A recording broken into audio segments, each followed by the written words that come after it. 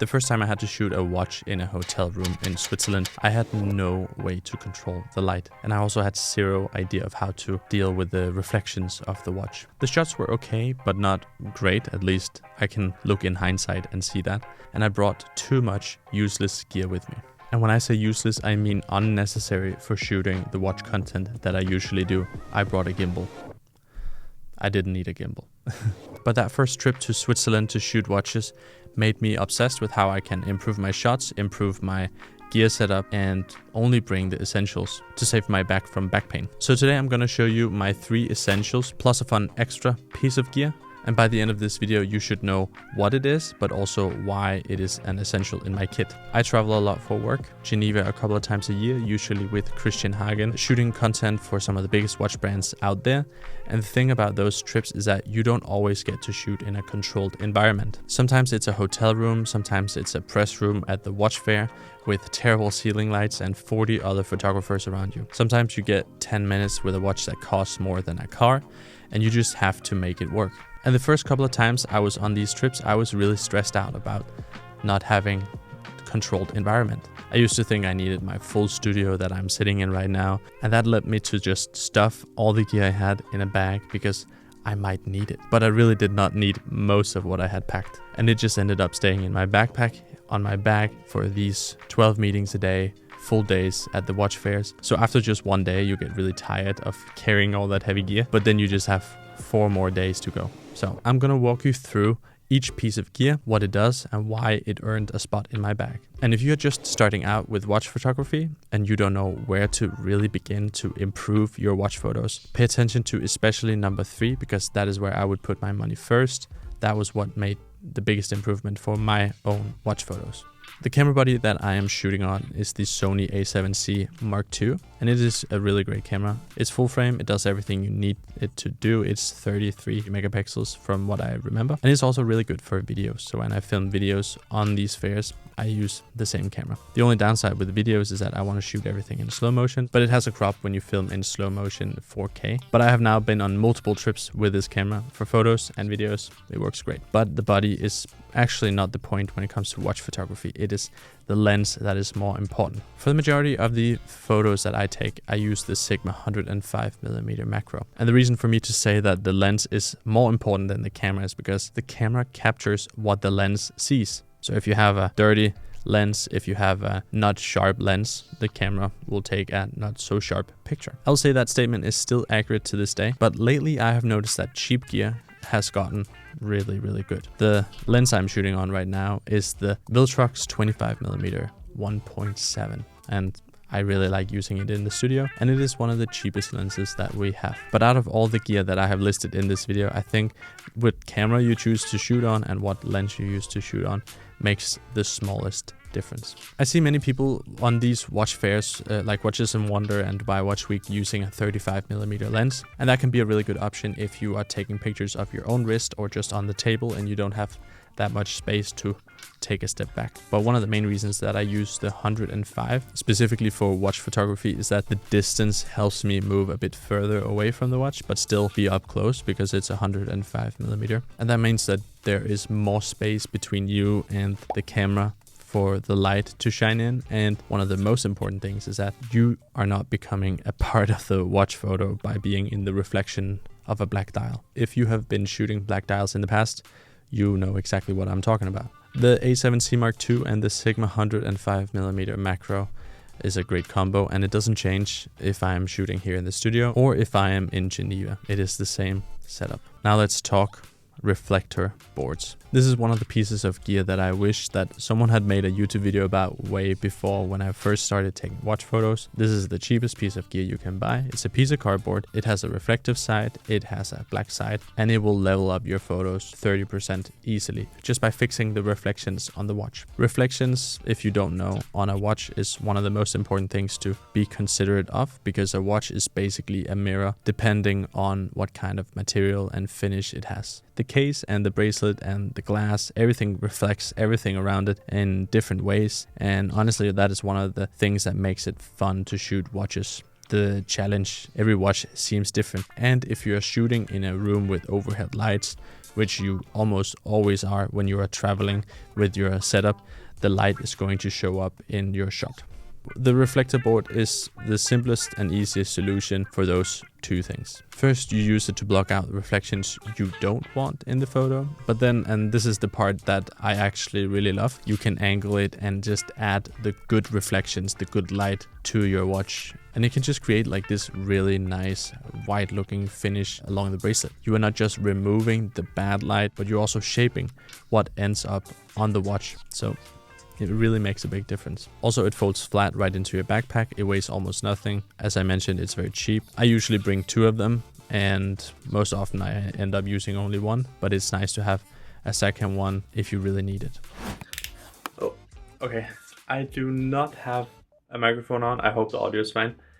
I am demonstrating the lighting setup right now. This is a continuous light, but it would work the same with a flash.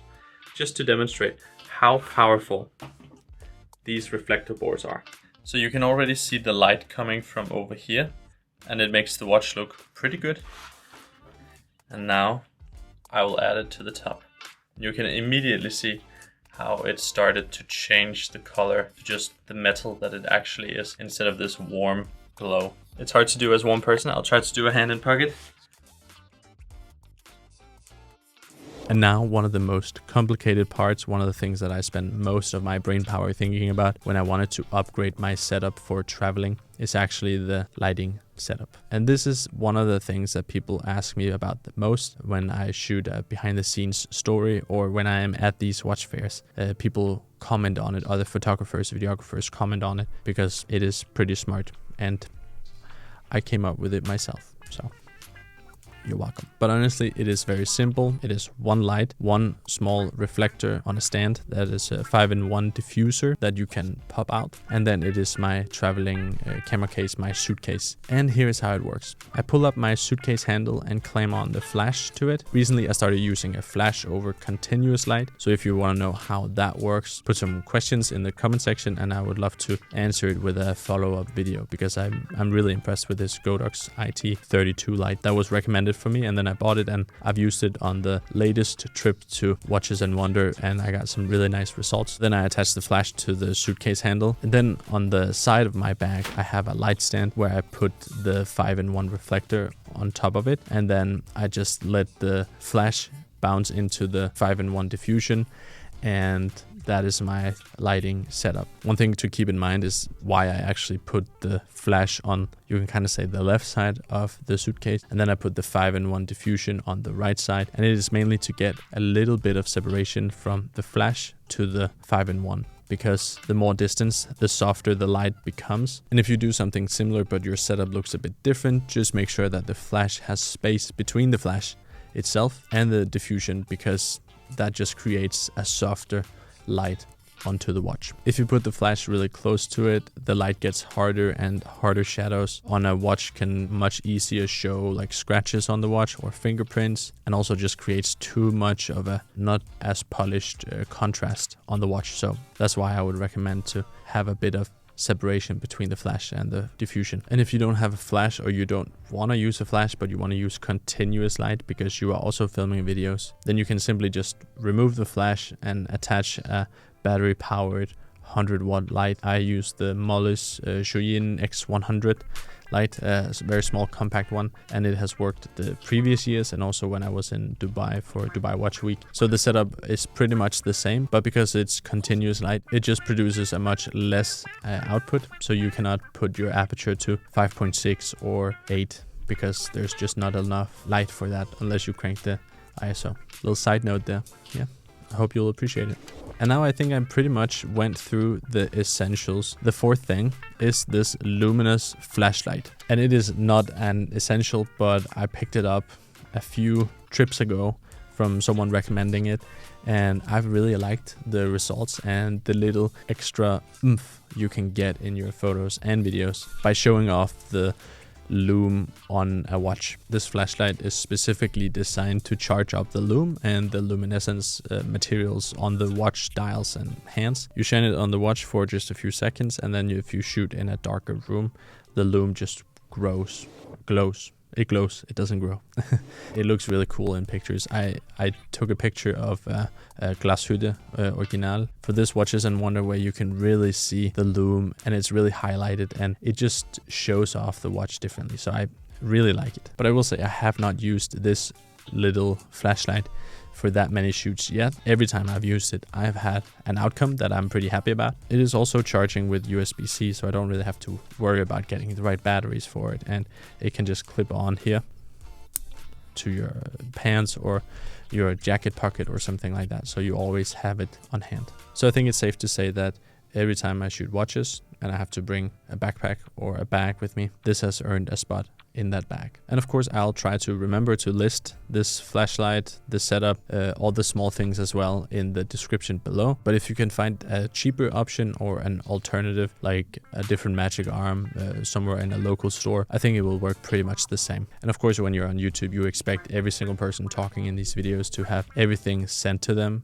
And none of the products that I'm showing in this video is something that was sent to me. I'm not sponsored. All that stuff, I bought it. I like it. I've used it many times. So I feel like I am in a good position to recommend these things. So that was my full kit, 4 things. And yes, I know there are other extra things like magic arms and clamps and battery chargers and all that stuff that I also bring with me for necessity. But I feel like that depends on how your kit is already set up, what camera you use. So I didn't want to go into too many details. This would be a very long video if I did. So also, if you're trying to build a similar setup yourself, or if you already have a polished, improved setup that is better than mine, tag me on Instagram or send it to me, because I really want to improve further, but I also want to see what you guys have come up with.